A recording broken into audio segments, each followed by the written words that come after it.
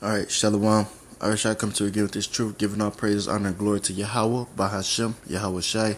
Double honors to the apostles and elders at Great Millstone who rule well, and salutations to the Akim that's across the four corners of the earth that's pushing this word in sincerity and truth with all long suffering and doctrine. So I was watching this video that Apostle Hawad just recently did, and it's titled "The Word, the Wine, and the Oil, an Ancient Semitic Religion." So he was expounding on a lot of key information, but towards the end he went into the giants definition that's in the book of Genesis. And so I wanted to basically just land back off of it because I was intrigued with more information from what I already known as it being the men of renown, but he went further in depth, and I wanted to relay it to you guys as well, whomever may be tuning in. So I'm gonna grab Genesis 6:4, and it says, "These were giants in the earth in those days, and also after that, when the sons of God," which is what we were called before the name of Israel came on the scene, which came by way of Jacob when he had his name changed. All right, and before, so we was called the sons of God, which, keep in mind, many people are confused by the statement of thinking that the sons of God are angels. I'm talking about in the spiritual being, which we are called angels because angels mean messenger, and that's what their whole intent to do. Every time you read about an angel, they were messengers. But depending on the context clues, it deciphers between the two. All right, so it says the sons of God came in unto the daughters, and keep in mind too, as it's written in the book of Corinthians, I believe that angels neither marry nor are given into marriage. So it says, and they bear children to them, the same became mighty men, which were of old, men of renown. So I'm going to click on men of renown definition, and it says men of reputation, fame, and glory. All right. And that's basically what the apostles and elders are. They're men of renown, fame and glory. And on the left-hand side, of course, you got sports players, ball players, and shit like that. But the real men of renown is those that's rightly dividing the word of truth on the highways and the byways, risking their lives to do so, to have you people be exalted in the kingdom to come. So clicking on giants, and you got to go to the origin, which is not H5303, it's H5307, and it says, to fall, lie, be cast down, fail, to fall, a violent death, to fall prostrate, fall upon attack, things of that nature, fall short, fail. And that perfectly coincides with who we are. That's, like it said, the Nephilim, which is talking about us, the Israelites, the sons of God. All right, when you go to Jude 1:6, it expounds and it says, and the angels, which means messengers, which kept not their first estate as the sons of God, Yasharallah, prince of the power. It says, but left their own habitation he hath reserved in everlasting chains under darkness unto the judgment of the great day.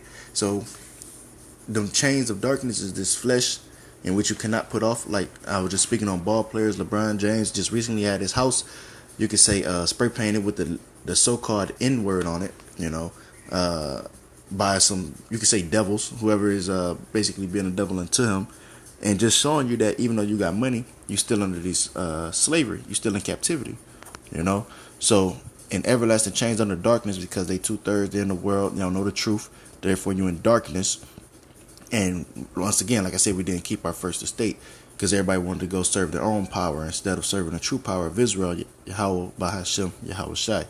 So going back, I wanted to grab Genesis 6:3 and just showing you how, like it says, the Lord will not always strive with man. So it says Genesis 6:3, and the Lord said, my spirit shall not always strive with man, for that he also is flesh, yet his days shall be 120 years. All right, and it was lowered further, as I'm gonna grab in the book of Psalms, the 90th chapter.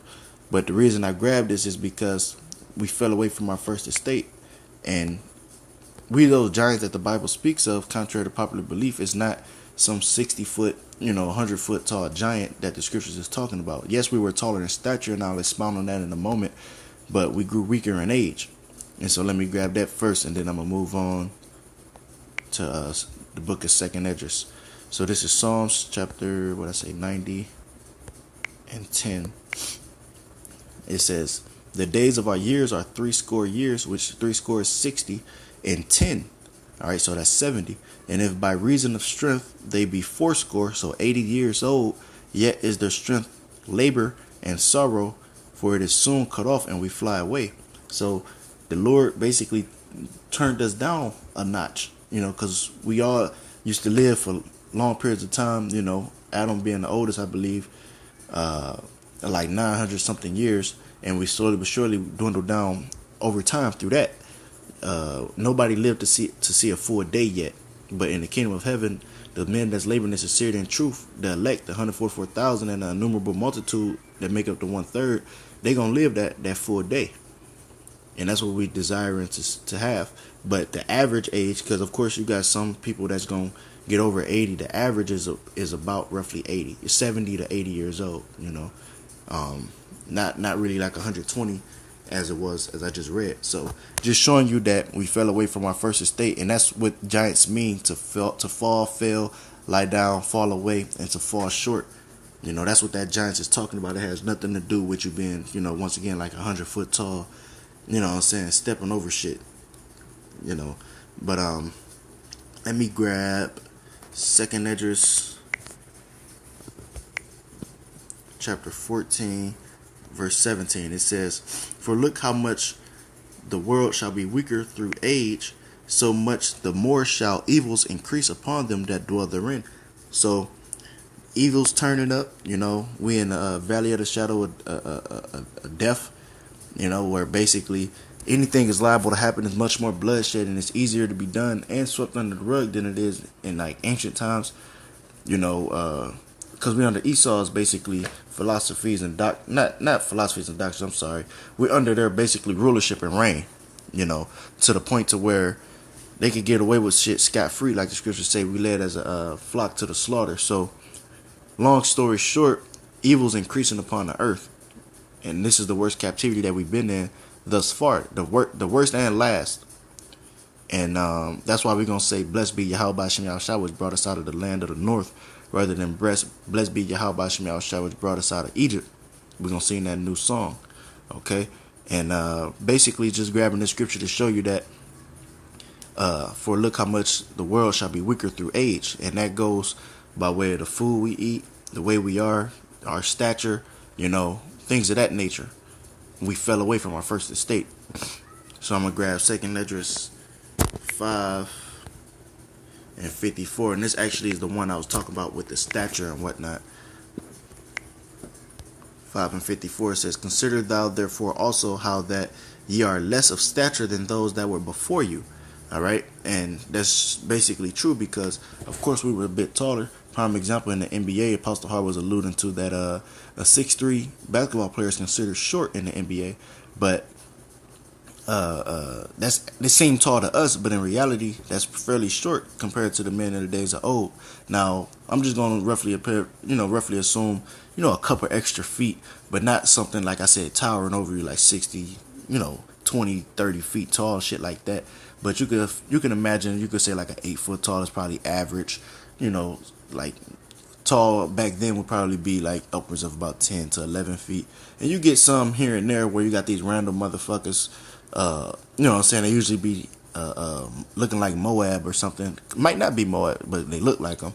And they like super fucking tall and shit like that. But just saying that there's a distinction, all right? And the giants that's mentioned in Genesis, the 6th chapter, does not have to do with, what many people believe it to be, all right? So I was basically just alluding on the fact, like, yes, we were taller, but not what you guys think, what most guys think and whatnot. So just going back one last time for brothers to see Genesis 6 and 4, and when you click on the concordance of what it actually means, where it says giants, H5303, and it says Nephil or Nephil, all right, that's talking about us, the Israelites. Click on H5307, the origin on which it came from, and it says to fall, lie, be cast down, and fail. And that's basically what we've done as a nation. All right. So hopefully this was edifying to whomever may be watching and tuning in. Just like a brief exhortation. And with that, I'm going to say shalom. And as always, hold fast that which is good.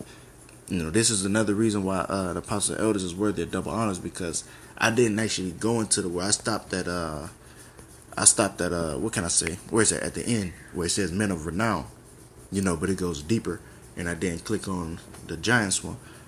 And they set up for a reason over us to give us properly dividing the word of truth is what I'm trying to say. To give us a proper diet in which the Lord wants us to feed His flock. And that proper diet is the spiritual meal that we receive. So that's why they worthy of double honors. And you got scoffers out here that want that. They want preeminence. They want that vain glory in which the apostles and elders got. Oh, they got a gathering. I want that from them type shit. But you ain't worked for it. But that's neither here nor there. So I'm going to close up on that. Say shalom and death to America.